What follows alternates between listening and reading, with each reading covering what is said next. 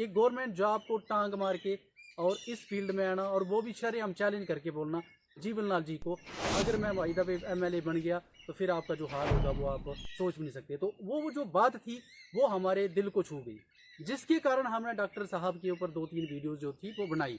तो उन लोगों के लिए हम बता देते हैं कि हम भाई कोई करप्टेड इंसान नहीं है, हम कोई पैसों से बिकने वाले इंसान नहीं है कि कोई पैसा देगा तो उसके ऊपर हम वीडियो बना दें, ऐसा हमारा वो वाली नेचर नहीं है। भजन सर, आपने उनमें क्या ऐसी खास क्वालिटीज़ देखी थी जिनके बेस पे आपने उनको पहले ही मतलब कि उनके बारे में बता दिया था कि ये 100% जीतने वाले हैं? आपकी प्रेडिक्शन जो थी वो आज रंग ला गई और डॉक्टर साहब जो थे वो ऊपर से जीत गए अभी बनी कंस्टिट्यूंसी से। तो उसके लिए सबसे पहले तो मैं आपको कंग्रेचुलेशंस देना चाहूँगा। और अभी आप बताइए, आप क्या बोलना चाहते हैं उनके बारे में? सर मैं सबसे पहले डॉक्टर रामेश्वर जी को कंग्रेचुलेशन। पहले 100% मुझे पता था कि डॉक्टर रामेश्वर इस बार जीतेंगे पक्का, क्योंकि उनके बीच अच्छी क्वालिटीज़ हैं लीडरशिप वाली। क्या बात है, जो एक लीडर में अच्छी क्वालिटी होनी चाहिए वो है उनके बीच। हाँ बिल्कुल बिल्कुल। तो सर मुझे लगता है कि अभी हमारे जो डॉक्टर रामेश्वर हैं जी अभी अच्छे काम करेंगे हमारे लिए, और युवा के बारे में जरूर सोचेंगे जी। क्या बात है, क्या बात है। तो जैसे कि भजन सर का बोलना यही है कि ये युवाओं के लिए कम से कम आवाज़ उठाती। वीडियोस भी देख सकते हो जिसमें कि उन्होंने खास तौर पे जिक्र किया है यहाँ पे कि जम्मू कश्मीर में इस टाइम जो है वो अनएम्प्लॉयमेंट इतनी ज़्यादा है कि जो अनएम्प्लॉयड युवा है वो सुसाइड करने के लिए तैयार है। और इतनी बुरी कंडीशन है यहाँ पे कि बीएड, एमए, एमएड, पीएचडी करने वाले युवा जो हैं वो आज पल्लेदारी कर रहे हैं। और ये पल्लेदारी वाला जो वर्ड है ना वो उन्होंने ही यूज़ किया था। और क्योंकि हमने सपोर्ट, देखो बड़े सारे लोग ये भी कमेंट्स कर रहे थे आपको डॉक्टर साहब ने कितने पैसे दिए हैं, तो उन लोगों की जानकारी के लिए हम बता देते हैं कि हमें ऊपर से भगवान देख रही है। देखो, हम उन लोगों की सपोर्ट करते हैं जो हमें लगता है कि यार गरीबों की आवाज़ उठा रहे हैं और जो दूसरों के लिए जी रहे हैं। अब देखो, वो एक गवर्नमेंट मुलाजिम थे और लगभग 60 से 70 हज़ार के आसपास उनकी पे भी होगी। तो इतनी अच्छी वो जॉब पे थे, उन्होंने जॉब को छोड़ा। क्यों छोड़ा? उनको कोई गारंटी थोड़ी ना थी कि वो जीत जाएंगे इस कॉन्स्टिट्यूंसी से, क्योंकि मुकाबला जो था वो बहुत टक्कर का था। आपको पता ही है, वहाँ से जीवन लाल जी भी एक अच्छे कैंडिडेट थे, उनके साथ साथ बाकी जो जितने भी कैंडिडेट्स थे जैसे काजल राजपूत जी हैं, तो उन्होंने मतलब कि वो जॉब को छोड़ा और इस फील्ड में वो आए। तो कम से कम हमने उस चीज़ को ही मतलब कि उनमें वो नोटिस किया कि यार वो जॉब बंदा छोड़ सकता है, तो कम से कम उसने कुछ तो सोचा होगा ना उस जॉब को छोड़ने के लिए। उस बंदे के अंदर हो सकता है कि वो भावनाएं जगी हो कि मैं डॉक्टरी फील्ड में लोगों को इतना ज़्यादा सपोर्ट नहीं कर पा रहा हूँ, इतना ज़्यादा लोगों की हेल्प नहीं कर पा रहा हूँ जितनी मुझे करनी चाहिए, जितना शायद उनका मन करता था करने का। इसलिए वो शायद इस फील्ड में आए, क्योंकि यहाँ पे आकर वो लोगों को और भी ज़्यादा सुविधाएं दे सकते हैं, उनकी और ज़्यादा परेशानियों को दूर कर सकते हैं।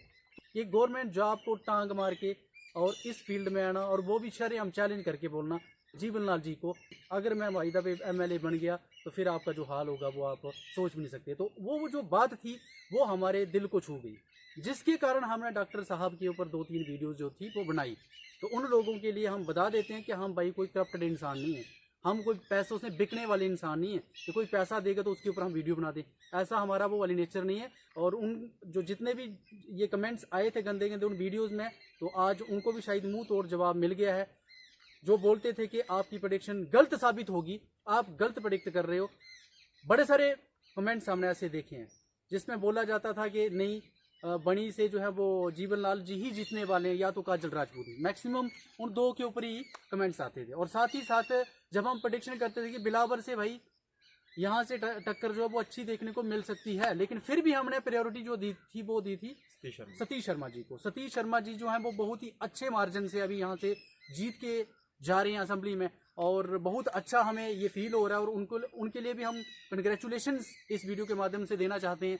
और साथ ही साथ हमने प्रेडिक्शन की थी दोस्तों बसोली कॉन्स्टिट्यूंसी की भी, कि वहाँ से दर्शन लाल जी जो हैं वो भी जीतने वाले अच्छे खासे मार्जिन से। तो उन्होंने भी वहाँ से जीत हासिल की है, तो उनको भी हम अपनी दिल की गहराइयों से कंग्रेचुलेशंस बोलना चाहते हैं।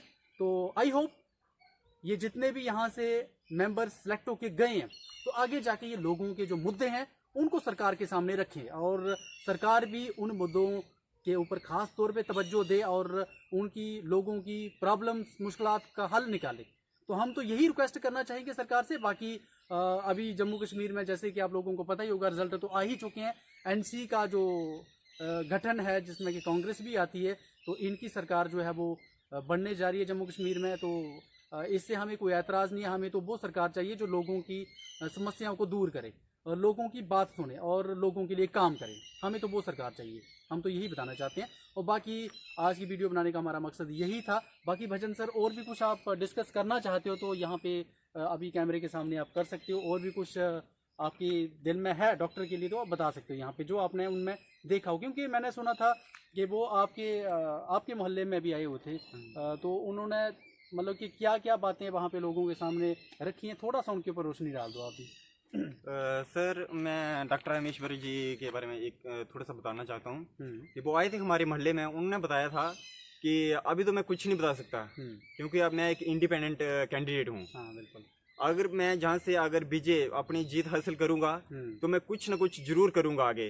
ऐसे नहीं कि जैसे बीजेपी के लीडर थे हमारे श्री जीवन लाल जी। हाँ बिल्कुल, बिल्कुल। जैसे उन्होंने पहले 10 साल पहले जो वायदे किए थे कि मैं रोड बनाऊंगा, मैं डिस्पेंसरी दूंगा, या हम कुछ ऐसे करेंगे, उन्होंने कुछ नहीं किया है। कुछ नहीं है सर। वो वहाँ पे सबसे ज्यादा जो इस टाइम लोगों को जरूरत है वो है रोड की, रोड फैसिलिटी की। क्योंकि आप लोगों को पता ही होगा, जहाँ पे एक बार रोड पहुंच जाता है ना, वो उस ग्रां की, उस इलाके की तरक्की होना निश्चित हो जाती है, मतलब कि डेवलपमेंट होना बिल्कुल निश्चित हो जाती है। तो वहाँ पे रोड जो है वो आज तक नहीं पहुंचा है।